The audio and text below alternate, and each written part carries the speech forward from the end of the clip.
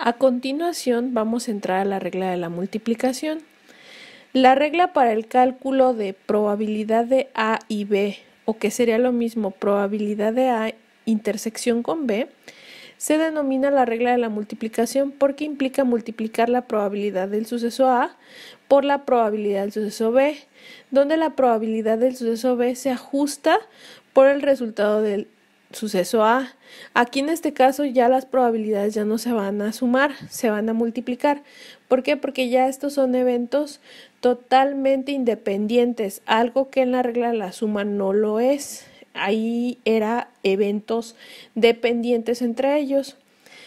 La notación es muy sencilla, vemos que es probabilidad de A y B o probabilidad de A intersección con B es igual a la probabilidad. El suceso A ocurre en un primer ensayo y el suceso B ocurre en un segundo ensayo, digamos que ya por separado. Y tenemos la notación que es probabilidad de A y B es igual a probabilidad de A por probabilidad de B, dado que A ya ocurrió. Aquí esta notación para la probabilidad condicional es una notación que vamos a ver más adelante con el teorema de Bayes. Representa la probabilidad de que un suceso B ocurra después de suponer de que el suceso A ya ocurrió. Dos sucesos A y B son independientes cuando la ocurrencia de uno no afecta a la probabilidad de la ocurrencia de otro. De manera similar, muchos otros sucesos son independientes si la ocurrencia de cualquiera no afecta las probabilidades de ocurrencia de los demás, es decir, son totalmente independientes. Si A y B no son independientes, se dice que son dependientes. Aquí tenemos una reglita en donde tenemos probabilidad de A y B, que es la regla de la multiplicación. Si ambos eventos son independientes, entonces se aplica esta reglita que vemos aquí, que sería probabilidad de A y B igual a probabilidad de A por probabilidad de B. Y si no son independientes, es decir, que sean dependientes, pues aquí se aplicaría probabilidad de A y B igual a probabilidad de A por la probabilidad de B, dado que A ya ocurrió. Cuando se calcula la probabilidad de que un suceso A ocurra en un ensayo y el suceso B ocurra en el siguiente ensayo, multiplique la probabilidad del suceso A por la probabilidad del suceso B, pero asegúrese de que la probabilidad del suceso B se tome en cuenta la ocurrencia previa del suceso A. Vamos a ver un ejemplo. Retomando el ejemplo de los chícharos y del experimento de Mendel, pues aquí tenemos los mismos chícharos, nada más que con otra pregunta. Si dos de los chícharos se seleccionan, aquí ya no se va a seleccionar uno, aquí se van a seleccionar dos. Si dos de los chícharos se seleccionan al azar, sin reemplazo, calcule la probabilidad de que la primera selección tenga vaina verde y la segunda una vaina amarilla.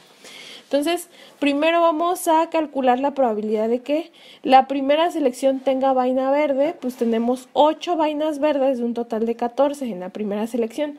Y en la segunda selección que tenga vaina amarilla, que son 6 de 13. Entonces, probabilidad de que sea vaina verde por probabilidad de que sea vaina amarilla. Ya no tenemos nada que ver con las flores, ya no nos está pidiendo nada de las flores. Entonces sería igual a 8 catorceavos por 6 treceavos.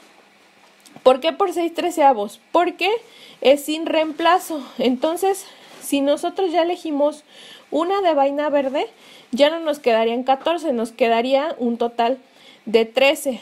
Pero las vainas amarillas siguen siendo las mismas porque seleccionamos una vaina verde en el primer intento, en la primera selección. Entonces eso nos daría una probabilidad de 0.264. Vamos a ver otros ejemplos para que quede más claro. Tenemos aquí un dado no cargado que se lanza 2 veces. Encontramos la probabilidad de obtener un 4, un 5 o un 6 en el primer lanzamiento y un 2, un 1, un 3 o un 4 en el segundo lanzamiento. Aquí tenemos una combinación de un evento sumatorio o de la regla de las sumas y a su vez un evento de la multiplicación. Fíjense bien, Aquí lo primero que vamos a hacer es obtener primero la probabilidad de que salga un 4, un 5 o un 6. Aquí se van a sumar las probabilidades. Aquí estos eventos son dependientes. Probabilidad de que salga un 4, un sexto, son 6 caras. De un 5 también y de un 6 por igual. Se suman y tenemos un total de un medio. Probabilidad de que salga un 2, un 1, un 3, un 4 o un 4.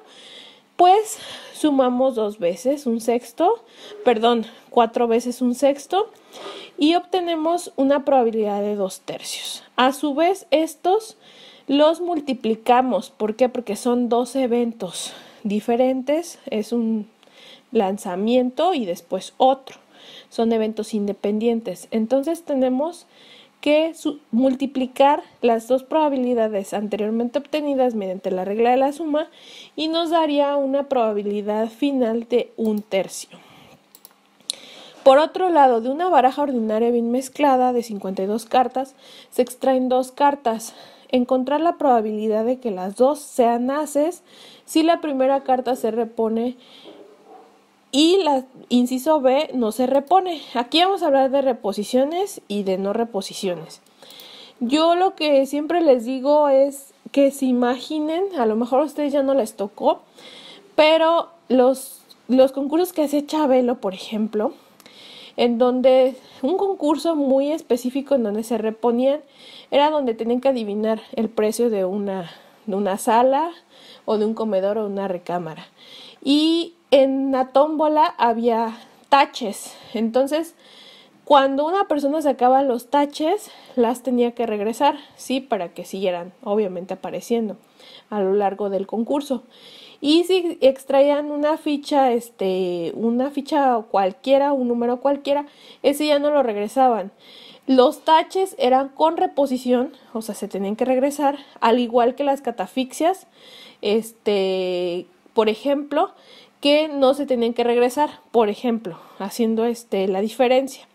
Entonces, los números que se extraían, como los iban utilizando y los iban acomodando según ellos creían que era el precio, pues ya no los regresaban, se los quedaban.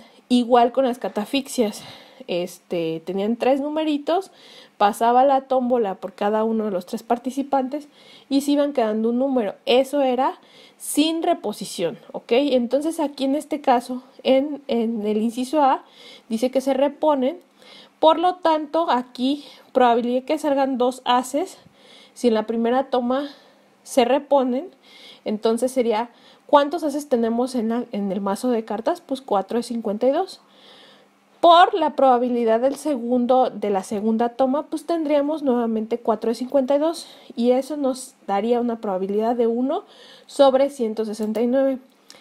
En el inciso B dice que la primera toma, o sea, toman un as, sale un as y se lo quedan. Entonces, en la primera toma tendríamos una probabilidad de 4 de 52 de obtener un as. Por la probabilidad de la segunda toma, que ya no tendríamos 4 ases, sino 3, porque ya tomamos uno y no los quedamos. Y al total también le restamos, ¿sí? La cantidad, bueno, en este caso sería 1, entonces le restaríamos, un as y sería 3 de 51. Esto multiplicado nos daría 1 sobre 221.